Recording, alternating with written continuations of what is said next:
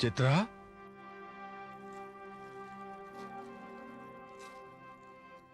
क्या बात है पुत्री? तुम इतना अधीर क्यों दिखाई दे रही हो? मेरा मन घबरा रहा है पिताश्री। मुझे इतनी घबराहट का आभास जीवन भर में नहीं हुआ।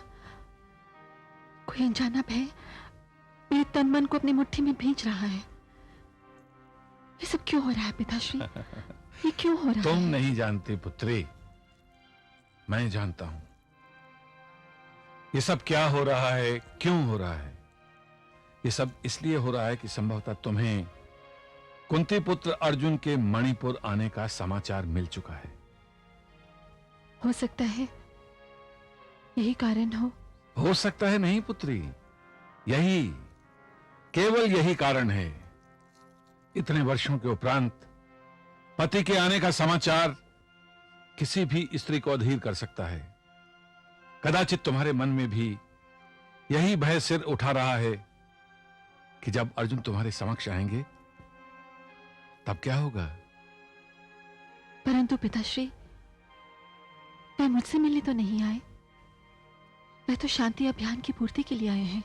पुत्री, ये तुम कैसे विश्वास के साथ कह सकती हो कि वो तुमसे मिलने नहीं आए? मुझसे मिलने आते तो कब के आ चुके होते।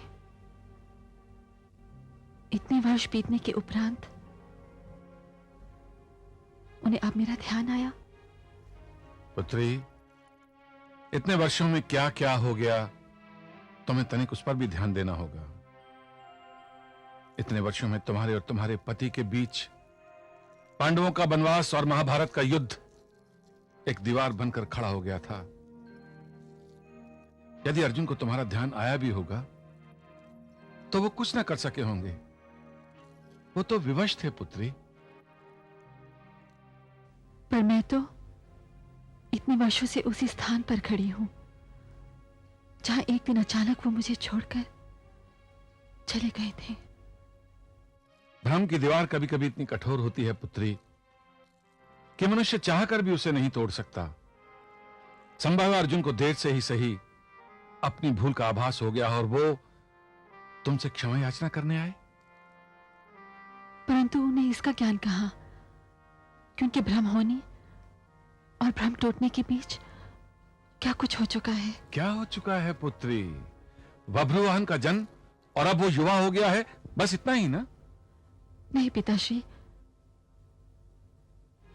बभ्रुवाहन का जन्म किन परिस्थितियों में हुआ और उसे मैंने किस निश्चय से बड़ा किया, ये तो ना वो जानते हैं और ना आप। वे यदि एक दूसरे के सामने आ गए तो न जाने क्या होगा। कुछ नहीं होगा।